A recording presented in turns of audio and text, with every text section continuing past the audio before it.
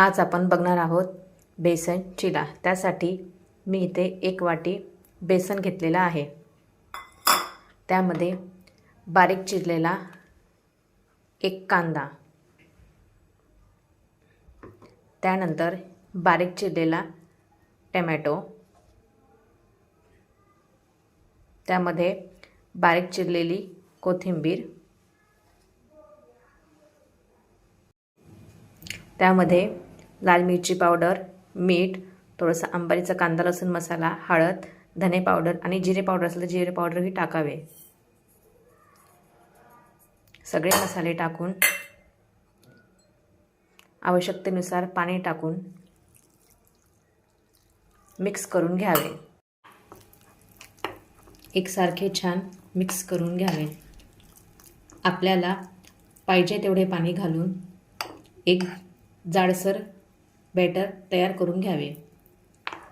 तुम्ही बघू शकता मी ह्या प्रमाणात बॅटर ठेवले आहे। जास्त पातळही नाही आणि जास्त घट्टही नाही। तवा छान मीडियम आचेवर तापून घ्यायचा आहे। तवा छान तापल्यावर त्याला संपूर्ण भागाला तेल लावून घ्यायचे आहे। तवा छान तापल्यावर त्याच्यामध्ये तयार केलेले बॅटर घालायचे आहे।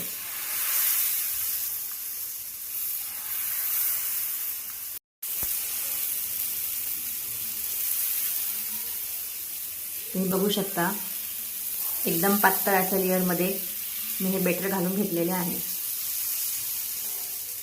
त्यानंतर गॅस मंद आचेवर ठेवून सगळ्या बाजूने तेल सोडायचे आहे।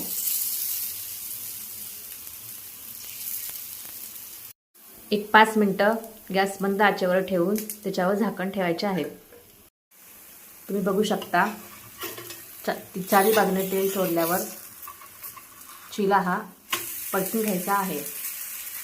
एक छान खरपूस येईपर्यंत त्याला मीडियम आचेवर दुसऱ्या बाजूने भाजायचे आहे। तुम्ही बघू शकता चिला हा आपला तयार झालेला आहे।